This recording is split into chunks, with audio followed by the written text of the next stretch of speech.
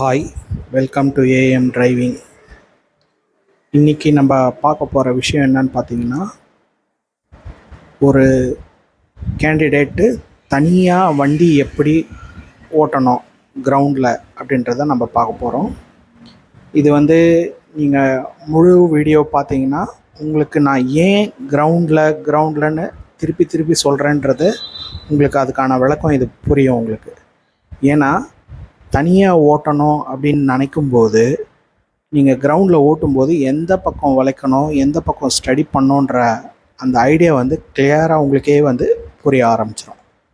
இப்போ இந்த வீடியோவில் பார்த்தீங்கன்னா நான் அவருக்கு எஸ்ஸு 8 9 இந்த 3 விஷயத்தையும் போட சொல்லி கற்றுக் கொடுத்துருக்கேன். அவரே இப்போ தனியாக யாரோட உதவியும் இல்லாமல் அவரே இப்போ தனியாக ஓட்டுவார். அதை நீங்கள் முழுசாக பார்த்துக்கிட்டே வாங்க. வீடியோவை ஸ்கிப் பண்ணாமல் பாருங்கள். நிறைய லைக் பண்ணுங்கள், ஷேர் பண்ணுங்கள், சப்ஸ்கிரைப் பண்ணுங்கள். என் வீடியோவுக்கு நிறைய ஆதரவு கொடுங்க. நான் இந்த மாதிரி நிறைய வீடியோ உங்களுக்கு போடுறதுக்கு எனக்கு ஒரு வாய்ப்பு கொடுங்க. ஓகே, வாங்க வீடியோக்குள்ளே போகலாம்.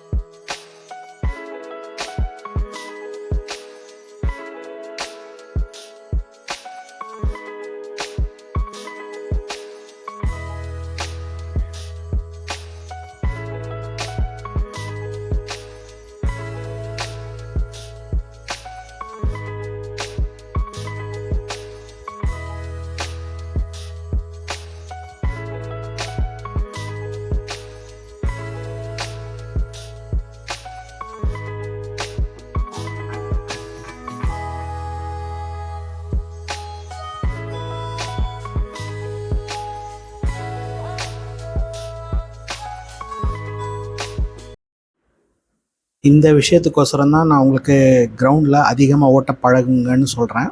இந்த மாதிரி கிரவுண்டில் ஓட்டும்போது உங்களை அறியாமலே உங்களுக்கு தைரியம் அதிகமாகிட்டே இருக்கும்.